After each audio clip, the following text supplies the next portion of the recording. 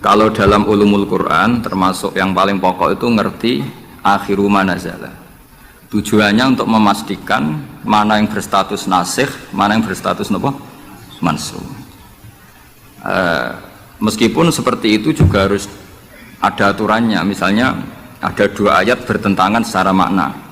Potensinya hubungannya itu mutlak muqayyad atau mujmal mubayyan atau am dan khos.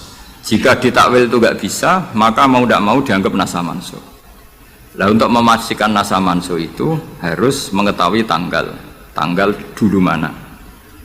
Nah, sehingga kalau diketahui ayat yang paling akhir, berarti ayat itu setidaknya berstatus tidak akan apa? Mansukh. Ketentuannya tidak akan apa? Mansukh, tidak akan dinasah. Sehingga ulama itu punya kepedulian menanggali itu. Ini turun di Jirona, ini turun di Mekah, ini turun di Madinah. Nah, wattaqu yauman turja'una filawwa itu banyak ulama yang mengatakan setelah itu Nabi itu hanya 86 hari. Apalagi secara makna sudah napa wattaqu yauman turja'una filawwa. Jadi wattaqu lan wedya sira kabeh yauman ing siji dina sing turja'una kang bakal den balekno sira kabeh fihi ing dalem yaum. Itu sudah jelas mengarah ke wafatu Rasulullah Shallallahu Alaihi Wasallam. Tapi ada saja ulama yang cara berpikir tidak seperti itu. Ya niku mikirin niku Allah ngutus Nabi itu tentu tugas. Nah, di mana-mana tugas itu bisa berakhir kalau sudah kelar, sudah selesai. Sehingga banyak ulama dengan cara pandang seperti itu ya kira-kira al yauma akmaltu lakum wa asmamtu alaikum ni'mati wa raditu lakumul Islam madina. Karena cara pandang gimana? Nabi jadi rasul itu kan tugas. Di mana-mana tugas itu kalau sudah sempurna ya napa berakhir. Sehingga ayat itu dianggap isyarat napa akan wafatnya Rasulullah sallallahu alaihi wasallam. Mulane keyakinan kula, nanti kula ketemu pangeran niku keyakinan kula, enggak ada ilmu sebarokah ilmu fikih. Saya ulang lagi, enggak ada ilmu sebarokah ilmu fikih. Meskipun tasawuf ya barokah, tapi tetap jauh di atas fikih. Karena ayat al-yauma akmaltu lakum dinakum itu hampir semua ulama itu memastikan itu yang dimaksud adalah tema-tema fikih. Ya, tema-tema apa? Fikih. Ayat sebelumnya kan hurrimat alaikumul maitatu waddamu walahmul hinzi terus wal munkhaniqatu wal mulqatu terus wan natihatu wa ma akalasabu ila ma dzakaitum wa ma dzubiha 'alan nusubi wa antas taqsimu bil aslam. Terus dalikum fisqo, terus al yauma ya isal ladina kafaru min dinikum fala takhshawhum wakhshawun. Terus al yauma akmaltu lakum dinakum. Niku ketok banget. Jadi ketika Allah bilang agama ini sudah disempurnakan, ketika Allah ngendikan agama ini sudah sempurna, sebetulnya yang dikatakan Allah itu tema-tema fikih. Jadi orang sekarang tuh ngawur sekali kalau mengatakan tasawuf itu di atas fikih, itu keliru sekali. Kita bisa mengikhlaskan ngamal itu setelah lolos uji fikih. Jadi misalnya, saya sholat tak ikhlaskan untuk Allah. Status sholat itu harus benar dulu. Ada fatihahnya, ada rukuknya, ada sujud. Yang status sholatnya aja nggak benar, kok muni diikhlaskan, diikhlas nombahin. Enggak ada. Itu kan seperti sodako. Sodako itu pakai harta. Hartanya halal. Baru disodakohkan, baru diikhlaskan. Kalau hartanya saja sudah ada halal, atau nggak ada sama sekali. Sementing ikhlas ya. Itu ikhlas mbahmu. Sementing mulang ikhlas. Mulangi rapayu ikhlas. Jadi kiai sementing ikhlas. Kiai rapayu. Mau diikhlaskan apanya coba? Jadi perangkat fikih itu jelas ya. Nah kelirunya kita, kenapa kok nggak sampai konangan kalau ayat itu fikih? Ya mergo hafal Quran, ngerti-ngerti dalil al yauma akmaltu lakum.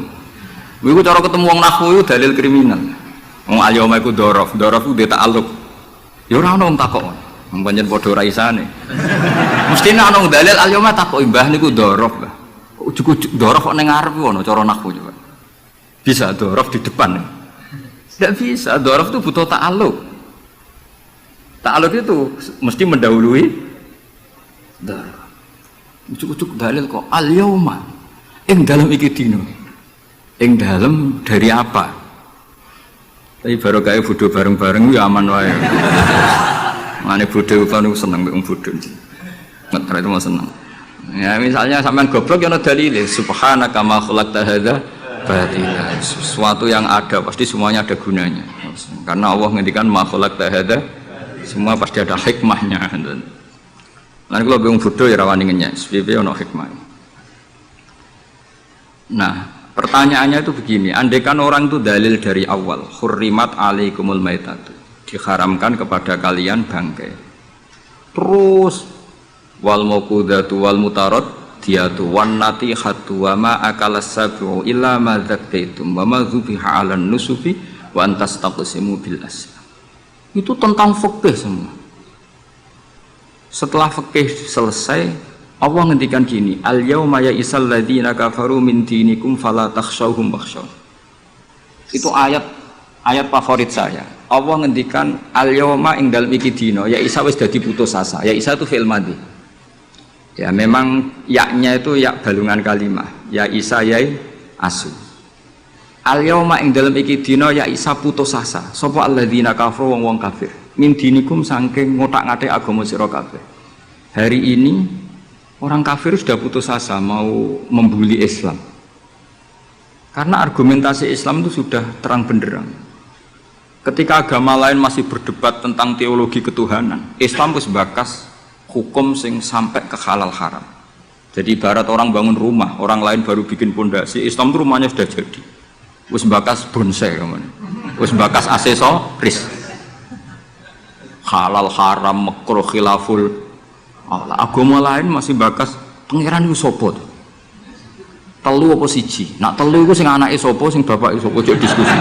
Islam wis bakas, KRT, KRW pokoknya sudah detail. Kiai alternatif, kiai tenan, kiai debutan, sudah lengkap itu sudah. Ketika mengenai sing sitok ijek bakas pokok Islam wis bakas detail. Makanya Allah begitu bangga ngendikan kitabun uhkimat. Ayatuhu summa fussilat. Fussilat itu ditafsil. Ibarat rumah itu sudah detail, pintu sebaiknya di mana, tempat kembang di mana, tempat WC sebaiknya di mana. Itu sudah detail. Lho wong iku nganti ngomong detail itu bukti makmur. Kowe lagi sugih anyaran, duwe mobil wis seneng asal mobil.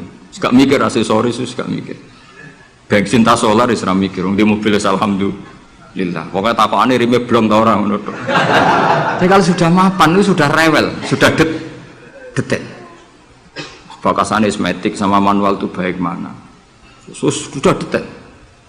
Nah, Islam datang itu sudah detail sampai ngendikan halal. Maka ketika agama ini disempurnakan itu maknanya adalah ahkamul halal wal haram. Makanya Allah ngendikan al yauma akmaltu lakum dinakum. Itu mesti masailul halal wal haram. Sama tak ceritanya, agama lain itu tidak punya konsep tolak. Ya kalau kawin ya harus selamanya. Islam itu detail. Saking detailnya kadang ya rontok saenake. Tapi mau barokah bodoh alhamdulillah dan kalau nu syukur. Mau sampean wis bodoh lah wis ra apa-apa wis. Wong sak pinter-pintere wong cara pangeran ya tetep bodoh wae. Dadi aku muni bodoh kalimatu madkhin ora kalimatu dzambin wis pancen wis. Lan kula niku ngelem kiai yo biasa, ngritik yo biasa, wong paling hukumku ora penting, sing penting hukumnya Allah Subhanahu wa taala. Sampeyan tak bedhei. Kawin cara Islam itu saking detail. Nak mbok rungokno yo ana ngawur. Tapi ngawur sing ilmiah. Misal aku ngawekno hamdan uzawi juga alama amarakallahu bihi min imsakin bi ma'ruf au tasrihim bi ihsan. Jajal mbok rungokno umpama wong ora bodho, iku ora mantel kalimat itu. Jong kowe tak kawekno ya. Ya nak tepak ya terus, nak ora tepak ya pegatan. Lho iya kan artinya kan uzawi juga alama amarakallahu bihi. Kamu tak kawinkan sesuai perintahnya Allah, yaitu pilihannya hanya dua, min imsakin bi ma'ruf, nak masyarakat ya terus, au tasrihim. Nak ora tepak ya pegatan. Tapi nak terus ya sing apik, nak pegatan sing apik. Pegatan apik ya orang nggawa donya, orang ngetakno donya wis pegatan. Aja kok rabi ngetakno donyane mertua lagi pegatan elek. Itu coba andekan itu orang paham semua. Mesti kan wong urung-urung kok sebakas. Tapi barokah ra paham. Amin amin. Jadi betapa barokahnya kebodohan ini. Kok kowe nyesal lho apa barokah ngono itu. Coba umumnya kiai kalau ngakatkan gimana?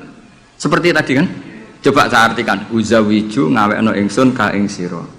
Alama sesuai ngatasi perkara, amaro kang perintah ka ing sira sapa Allah. Oke tak kawekno jeng sesuai aturan sing ditanamkan Allah, sing diajarkan Allah. Yaitu min imsakim, yaitu ngeker kelan apik, mesti nikah terus, au tasrihin to megat, engko nak megat ya. Lah tasrif biasan kira-kira nek dadi mantu sugih ya pegatan-pegatan tapi aja ngentekno donyane sik. Nah, karena Quran itu ilmiah. Ilmiahnya apa? Potensinya orang kawin ya hanya dua itu. Kalau nggak terus ya pegatan, daripada kaget di belakang, udah diomongkan dulu di depan. Loh, di mana-mana ilmiah itu kan gitu kan? Kalau kita mau pergi ke Jakarta, kita sebagai supir yang baik, pinten jam? 4 jam misalnya. Tapi kalau ada macet ya 6 jam. Tapi kalau ada kejadian di luar duga ya 3 hari. Itu ilmiah, sesuatunya di kayak militer itu loh. Alternatif A, ada alternatif B, alternatif C. Pilot ya gitu. Otomatis kalau nggak bisa manual, kalau bisa semuanya ada alternatif. Kawinnya gitu. Enggak nang orang pegatan segawe alternatif. Ndak ada gitu maksudnya. Wah, seneng kamu nafsiri sing salah. Resiko dadi kiai ngoten niku. Kula bolak-balik dijampami tiyang Jogja napa tiyang Jakarta, tiyang Surabaya. Gus kula tak nulis buku jenengan. Ya tapi tetap bukumu wong sing nafsiri kowe ora aku. Mang resiko jadi wong top. Wong do nafsiri dhewe-dhewe. Aku kadang gumun aku sing ngomongnya ra tau di pikiran ngono. Kok sing nafsiri pikirane ngono iku sing bulet menafsir. Tapi itu resiko, memang apa? Jadi wong alim gak wong ayu. Wong ayu ketemu Hamdani guyu. Hamdani nafsiri seneng, sing wong ayune bocah kok lucune ngono. Wong alim ya. Kalau kadang didudono tiang-tiang. Didudono tiang-tiang. Gus ini ada buku tentang jenengannya, ada WA tentang jenengan. Lho aku sing duwe awak wae ra dipikiran ngono kok sing nafsiri tok ndi ku piye. Wis tangan-tangan wis kaya wong ayu ngono. Wong ayu senyum. Sing disenyumi nafsiri apa? Senang. Sing ayu nganggepe lucu. Tak anggap wong latihan. Jadi wong sing nulis tentang kula sing ra bener tak anggap wong latihan urip ngono wis ora usah repot. Tapi itu memang mau ndak mau. Dulu zaman sahabat yang ngalami seperti itu. Nabi misalnya dapat wahyu alladzina amanu wa lam yalbisu imanahum bidzulmin ulaika lahumul amnu wa hum. Orang yang iman kemudian imannya enggak tercampuri sama kezaliman sama sekali. Karena pakai nakirah. Iman yang tanpa zalim sama sekali itulah yang aman. Ulaika lahumul amnu. Sahabat punya tafsir sendiri. Karena pikiran mainstream di sahabat, zalim itu watu syak fi ghairi mahalli. Meletakkan sesuatu yang tidak pada maka mereka bilang ayyuna lam yazlim nafsah. Wah, kalau iman syaratnya gitu ya berat ya Rasulullah. Siapa sih yang enggak pernah zalim? Terus Nabi ngendikan laisa huwa kama ta'nun. Sebagian riwayat laisa huwa kama taqulun. Oh, itu tidak yang seperti kamu bayangkan. Alam tasma qaulallahi ta'ala, yaitu dawuh Luqman Hakim, la tusyrik billah innasyirka la zulmun azim. Enggak, maksudnya bukan dolim batu syak fi ghairi mahal ya, tapi apa? Syirik. Jadi berarti maknanya gimana? Orang yang iman dan kemudian dalam iman itu tidak melakukan syirik sama sekali. Itu artinya kan sahabat punya tafsir yang beda dengan yang membawa Quran. Untung zaman itu ada Nabi diklarifikasi. Nah, saya ini masalahnya penulis-penulis tentang kiai atau klarifikasi. Luwih pinter timbang kiai ini. Bingung kan? Itu dulu zaman orang soleh semua. Zaman orang soleh semua. Mencintai perempuan itu baik. Karena maknanya cinta itu ora demenan. Saya ulang lagi, maknanya cinta itu tidak demenan. Yaitu perempuan dilihat sebagai sarana reproduksi atau sarana pendidikan. Karena kita tahu pertama kali anak-anak dapat ilmu dari siapa? Ibu. Ibu itu seorang perempuan. Jika bilang perempuan itu orang kok bayang wong wedok sing semlohe sing menarik kok gak. Ya perempuan saja. Bisa ibu, bisa guru madrasah, bisa apa saja. Tapi era wong ra saleh muni kiai itu harus mencintai perempuan. Itu dianggap ajaran sesat. Karena mesti konotasinya urusan apa? Syahwat. Paham tuh sing kula maksudnya? Seneng dunia nggih ngoten. Zaman sahabat, itu banyak sahabat sing seneng dunia. Tapi wong soleh, senengnya dunia juga perangkat kebaikan. Wong syarat jihad wajah itu bi amwalikum wa anfusikum. Sehingga wong darani seneng dunia itu ora ep. Wong perangkat kebaikan. Begitu juga seneng perempuan. Dulu itu enggak ep karena bayangnya perempuan itu kalau cantik ya dinikahin, kalau tidak cantik ya ibu atau guru, semuanya ini perangkat kebaikan. Tapi sekarang bilang perempuan itu konotasinya apa coba? Urusan syahwat. Sehingga dulu itu nggak masalah misalnya Nabi ngendikan wa hubbiba ilayya min dunyakum at-tibbu wan nisa. Karena orang masih waras semua, jadi itu nggak melahirkan salah tafsir. Padahal Nabi jelas ngendikan ada 3 hal yang saya ditakdir dicintakan, 3 hal itu. Yang 2 itu at-tibbu wan nisa, pewangian dan perempuan. Tapi dengan makna yang apa? Positif. Karena kalau perempuan nggak dididik, coba anak kamu pertama tahu kebaikan lewat siapa? Ibu itu perempuan apa lelaki? Perempuan. Jadi dulu makna perempuan itu udah harus urusan. Nah, tapi kalau sekarang sama ngomong itu, orang nafsirnya kan macam-macam. Tapi itu sudah, itu resiko. Yang jelas kalau minta seminta-mintanya, nafsiri Quran, hadis, nafsiri ulama, itu jangan nganggu utekmu dhewe. Nganggu prosedur sing dikuasai perangkat itu oleh ulama. Makanya kalau masalah Quran sampai Kanjeng Nabi keras, man fassaral Quran fi ra'yihi falyataba wa maqadahu minan. Orang yang menafsirkan Quran dengan otaknya sendiri, maka sama juga pesan 1 tiket dan neraka. Tapi kalau nafsirkan ulama salah, saya naik dewi urung pati neraka lah. Cuma ya rontok-rontok ngawur, tapi kan gak mungkin diancam neraka, kiai ora pangeran. Tapi ini saya cerita ya, betapa susahnya kita sebagai ulama. Karena kita harus membiasakan bahasanya ulama dulu, karena itu satu-satunya cara untuk menetapkan tradisi dulu. Dengan zaman yang sudah rubah, ya, dengan zaman yang sudah rubah. Ya tapi mau tidak mau. Saya beri contoh kecil misalnya tadi. Dulu sahabat itu biasa bahasakan tadi. Saya ini suka perempuan, karena ya memang zinalin nasi hubus syahwati minan. Tapi maknanya suka itu ya kalau suka dinikah ya dinikah, tidak demenan, tidak pacaran. Kalau suka perempuan dengan mana ibu ya di rumah yang baik. Kalau suka perempuan dengan mana ustadzah ya diberi hak fasilitas ngajar. Semuanya itu konotasinya positif. Seneng dunia kayak ngoten, aku seneng duit, aku itu kedonyan, aku itu seneng harta. Maksudnya apa? Itu perangkat kebaikan. Aku seneng murid, aku seneng nak ngaji, aku seneng ngaji wakil. Banyak kayak dulu yang bilang gitu. Aku seneng kalau ngaji itu yang ngaji banyak, bukan urusan salam template, orang urusan sowanan gula akeh, tapi ingin kebaikan itu didengar orang banyak. Tapi kalau sekarang, gue jadi kiai mending ini, aku seneng santri akeh, mesti uang oleh nafsiri, iya, bensin salam template, akeh. Jadi sekarang perangkat suudon itu luar biasa,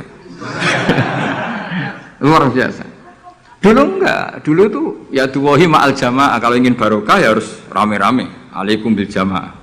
Jadi ngaji semakin banyak semakin baik, maksudnya semakin tahu hal positif yang banyak semakin baik. Tapi sekarang kan muni waktu laris pengajianku, wong pikirannya wah berapa itu hasilnya kan untuk ruwet soal zaman akhir ruwet. Tapi nikmati mawon, mesti nikmati mawon, santai mawon. Kiye kersane. Apa itu kersane napa? Bon niku tentang ilmu sosial ya. Kalau mengutip sedikit. Kenapa saya cerita ilmu sosial? Karena mau tidak mau. Misalnya riba. Riba itu apa coba sampean? Ayo sampean anen riba itu bunga apa kelebihan? Apa kelebihan sausé krus? Apa asal kelebihan? Kita ini ape ilmiah itu darani nabrak hukum, ape ra ilmiah gobloknya ora ketulungan. Saya pernah berdebat sama Kiai Khusyuk. Kiai Khusyuk itu banyak masalah kalau di bab ilmu. Dia soleh tapi di ilmu masalah. Orang khusyuk itu biasanya kan di solehnya baik, di ilmu masalah. Misalnya Hamdan diutang aku tahun 70, 100 rupiah. Saman itu dapat kambing. Terus sekarang saya nyaur 100 rupiah untuk kerupuk. Nah sekarang ketika kambing harganya 2 juta, nyaur 2 juta itu riba apa enggak? Iya, kemudian kamu darani dia. Coba. Kalau kamu hati-hati, pokoknya anggar sak dhuwure nominal ya riba. Wong dhisik 100 rupiah, saiki ya 100. Tapi kan jadi goblok. Artinya kalau disaur 100 rupiah mesti gak riba. Wong karuan 100 tetap 100 kan gak riba. Tapi mesti goblok. Dan perlu kamu catat, yang haram dalam Islam itu tidak riba tok. Goblok itu ya haram. Yang haram dalam Islam itu riba tok. Goblok itu juga. Wong dina'udzubillah. Ciri utama barang haram itu dina'udzubillah. Na'udzubillah minasyirki wal jahli, termasuk jahil itu Coba sesuatu yang harus dihilangkan di dunia termasuk apa? Bodoh. Riba harus dilawan, bodoh juga harus. Kebetulan kita akrab, nggak perlu dilawan, bahaya ya. Kan melawan diri sendiri. Ya saya ingin, kalau bolak-balik nyelesaikan konflik wonten kakak beradik zaman tahun 80, ponakane sunat diutangi Pak Dene. Dulu misalnya diutang no pedet, barang pedetnya didol zaman itu untuk duit 3.000. Ini yang cerita orangnya 3.000 rupiah, tapi dulu sudah menjual pedet. Tahun 2005 baru kayak tukaran tadi, baru tukaran ditagih kan. Nah zaman rukun kan nggak ditagih, nah tukaran kan di. Terus kita jadi kiai bingung. Jare sing ngutangi kon 7 juta, mergo pedet duit 7 juta. Jare sing ngutang murian mau 3.000, Gus. 3.000 untuk pentol, siomen. Udah tak bantan teng ngarep kula. Sing utang seneng 3.000, sing ngutangi seneng 7 juta. Lah saiki bareng, ya nak ngono sawur pedet ta mending ngono. Pedet apa, Gus? Sisi tok milih pedet limusin. Sing sitok milih pedet biasa, dhisik pedet biasa. Ya pedetku biasa iku cara nak mbok utang wis ndek anak putu.